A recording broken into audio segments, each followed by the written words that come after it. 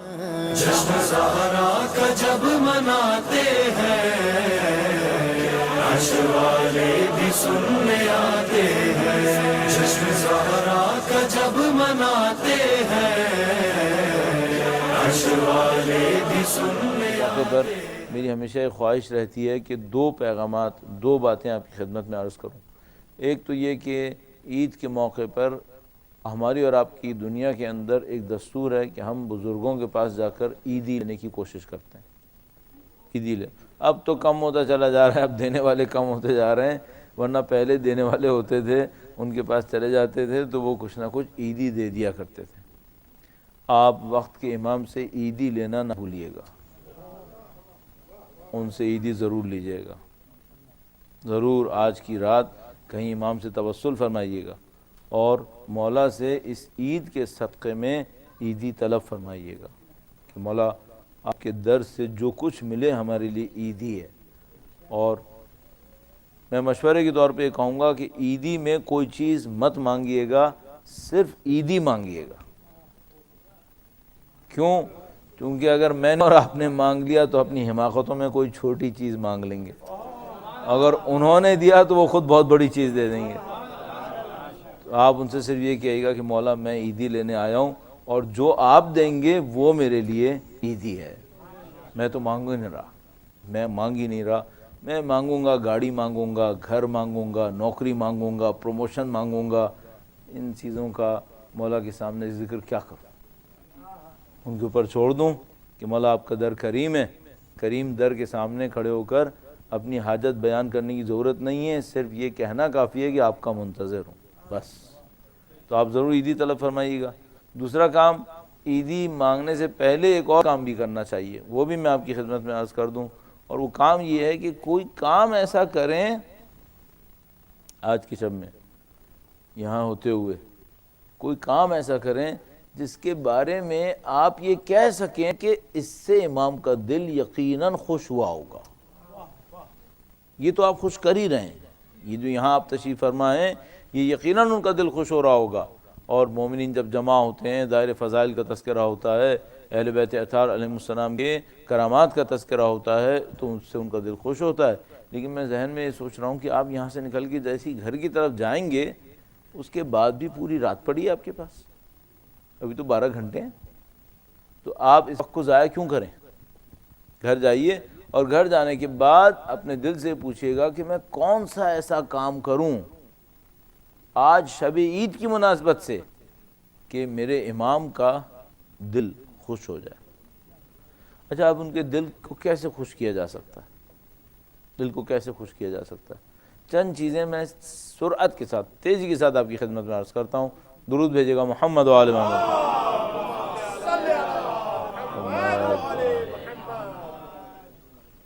اب جناب علی آپشنز آپ کے پاس ہیں، آپ دیکھتے چلے جائیے گا۔ نمبر 1، اگر ان کے چاہنے والوں میں کوئی مشکل میں، مصیبت میں مبتلا ہے، کم سے کم آپ اتنا کر لیں کہ وہ اپنے دکھ درد کو آپ کے ساتھ شیئر کر سکیں، اور اگر آپ اتنا کر سکیں کہ اس کے دکھ درد کو دور کر سکیں تو میں اور آپ قطعاً کہہ سکتے ہیں کہ اس عمل سے وقت کے امام خوش ہوں گے۔ آپ سوچئے گا آپ کس کے لیے کیا کر سکتے ہیں؟ ممکن ہے آپ کے چاہنے والوں کے اندر، جاننے والوں کے اندر کوئی ایسا ہو جو بیچارہ مشکل میں مبتلا ہو، تنہائی میں ہو، وہ اپنی مشکل کو کسی سے کہہ دے تو دل ٹھنڈا ہو جاتا ہے، دل ہلکا ہو جاتا ہے۔ آپ ایک کال کر لیجئے، چاہ سکیں تو اس کے پاس چلے جائیے، عید کی مبارکباد بھی پیش کر دیجئے، تھوڑا سا اس کی مشکل کو سن لیجئے۔ مشکل حل کر سکتے ہیں، حل کر لیں، مشکل حل کر لیں، اس سے یقیناً امام کا دل خوش ہوگا۔ یہ ایک کام ہو گیا۔ دوسرا کام کیا ہو سکتا ہے؟ مثال کے طور پر فرض کر لیتے ہیں کہ بھئی آپ کے کچھ اعزاء اقربا یہاں پر ہوں گے، کچھ اعزاء اقربا پاکستان میں ہوں گے، دوستوں اور بھائیوں کے درمیان بھی کبھی نہ کبھی کوئی کھٹ پٹ ہو جاتی ہے۔ اگر کوئی ایسی ہے، آج کی شب اچھی ہے، اپنے دلوں کی مشکلات کو دور کر سکتے ہیں، کر لیجئے۔ ایک دوسرے کو کال کر لیں، سلام دعا کر لیں، کم سے کم اتنا ہو، کہتے ہیں بھائی میں نے سوچا عید کا موقع ہے آپ کو مبارکباد پیش کر دوں۔ اہل بیت کا چاہنے والا ہوا، آپ کو ڈانٹے گا نہیں، کم از کم مبارکباد آپ پیش کریں گے، وہ بھی کہہ دے گا خیر مبارک، کم سے کم اتنا تو ہوگا۔ تو کیا ہوگا کہ جو ناراضگیاں ہوتی ہیں وہ بعض اوقات پازیٹیو سٹیپس لینے سے کم ہو جاتی ہیں۔ تو اگر آپ کی زندگی میں ایسا کوئی ہے اور آپ کو سمجھ میں آتا ہے کہ ہاں اگر میں کرنا چاہوں تو کچھ شاید ہوگا، کر ڈالیں۔ ایک خطرہ ہے، اگر سامنے والے نے ڈانٹ دیا کوئی بات نہیں، اس کو امام کے کھاتے میں چھوڑ دو، امام کے کھاتے میں چھوڑ دو۔ کہتے مولا آپ کی خوشی کی خاطر میں نے فون کیا تھا، اس نے مجھے ڈانٹ دیا، کوئی بات نہیں، وہ سنبھال لیں گے۔ کچھ نہیں ہوا، اجر ملے گا یا نہیں ملے گا؟ ملے گا، بہت اجر ملے گا۔ تو کچھ نہیں ہوا، یہ تو ہو ہی جائے گا۔ تو عزیزان محترم، اس طرح کے چند کاموں کو دیکھیے گا کہ آپ کون سے کام کر سکتے ہیں۔ اچھا میں آپ کو ایک اور بات بھی کہوں، وہ کام سب سے زیادہ ثواب دلائے گا جس کو کام کرنے میں آپ کو اپنے نفس پر خوب محنت کرنی پڑ جائے۔ ہاں، وہ کام سب سے زیادہ ثواب دلائے گا جو آپ نے اپنی خوشی کی خاطر نہ کیا ہو، صرف اور صرف اپنے مولا کی خوشی کی خاطر کیا ہو، آپ کو بہت ثواب دلائے گا۔ یہ دو باتیں ہو گئیں۔ ایک اور بات آپ کی خدمت میں عرض کرتا ہوں، اس کو اگر آپ اصول کے طور پر اختیار فرما لیں، آپ کی اور میری زندگی خود بخود ان کی طرف بڑھنا شروع ہو جاتی ہے۔ درود بھیجے گا محمد و آل محمد۔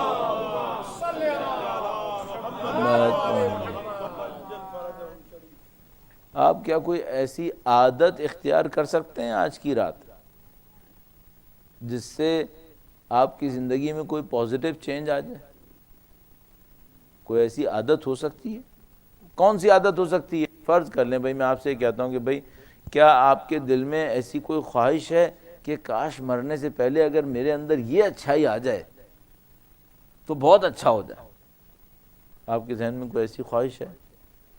خواہشیں تو انسانوں کے ذہن میں الٹی سیدھی بہت ہوتی ہیں، کاش تاج محل میرا ہو جائے، پتہ نہیں کیا کیا خواہشیں ہوتی ہیں لوگوں کی، لیکن انہوں نے پورا ہونا نہیں ہوتا۔ اچھا تاج محل تمہارا ہو گیا، بہت مصیبت ہو جائے گی، قیامت کے دن اتنے بڑے محل کا جواب کیسے دو گے؟ فائدہ بھی نہیں ہے، صحیح۔ لیکن بعض اوقات انسان کی خواہش ہوتی ہے کاش میں یہ کر لیتا نا، اگر میری عادت بن جاتی تو کتنا اچھا ہوتا۔ تو بہت اچھا ہے آج کی رات کو ایسی عادت شروع کر لیں، آج کی رات کے لیے کوئی ایسی چیز شروع کر لیں۔ آپ پوچھ سکتے ہیں بھائی کون کون سی عادتیں آپ کہنا چاہ رہے ہیں؟ کوئی بھی لے لیجئے۔ مثال کے طور پر ابھی ہم نے دوپہر میں بات کی تھی کہ ہر روز زیارت عاشورہ پڑھ لیں، آج کی رات عہد کر لیں کہ بھائی کل سے میں ہر روز زیارت عاشورہ پڑھنے کا ارادہ کر رہا ہوں، آج کی رات اپنے مولا کو خوش کرنے کے لیے اس کا عہد کرتا ہوں کہ شروع کروں گا۔ ایسے کر سکتے ہیں۔ مثال کے طور پر کوئی سورہ مبارکہ، کوئی قرآن کریم کی سورہ، کوئی اہل بیت کی دعا، وہ آپ نے طے کر لیا کہ بھئی آج کی رات عید کی رات ہے نا، میں اپنی عید کی رات اپنے امام کو خوش کرنے کے لیے یہ طے کر لیتا ہوں۔ مثال کے طور پر کون سی دعا ہو سکتی ہے؟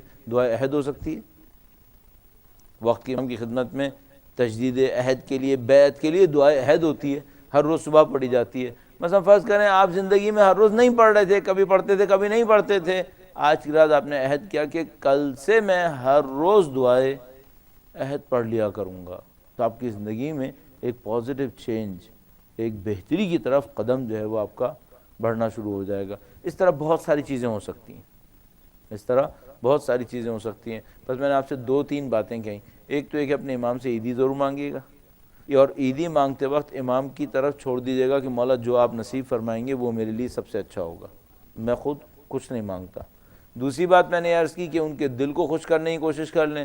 ان کے دل کو خوش کرنے کے لیے میں نے عرض کیا کوئی آدمی مشکل میں مبتلا ہے اور اس کا کوئی کم پرسان حال ہے، آپ اس کو فون کریں، اس سے بات چیت کریں، اس کا شاید غم دور کریں، اور اگر ممکن ہے تو اس کی مشکل کو ہی دور کر سکیں یا اس میں کوئی تعاون کر سکیں تو آپ اس کی مشکل کا تعاون کر لیں۔ سارا میں سے معاملہ پیسے کا نہیں ہوتا، بعض اوقات ہمدردی کا بھی ہوتا ہے، انسان کو ہمدردی چاہیے ہوتی ہے۔ اور تیسری بات جو میں نے آپ کی خدمت میں عرض کی وہ یہ کہ شب عید ہے، بڑا اچھا موقع ہے امام کے دل کو خوش کرنے کے لیے، کوئی اچھی عادت اختیار کر لیں۔ اسی میں آپ یہ بھی ایڈیشن کر لیں، کوئی برائی ختم کر لیں۔ اپنے اندر کوئی مشکل دیکھیے، آپ چاہتے ہیں بھائی یہ کب ختم ہوگی، آج شب عید ہے، آج سے طے کر لیں بھائی آج سے میں یہ مشکل اپنے اندر ختم کر رہا ہوں، تاکہ انشاءاللہ وقت کے امام کی خوشنودی کو حاصل کروں. تو بھائی یہ اتنا عرائض کافی ہیں، اور آپ کو ایسا نہ ہو کہ میرے عرائض کی بدہضمی ہو جائے، کیونکہ ابھی آپ مغرب سے پہلے بھی سنا تھا اور بھی دوبارہ آپ سننے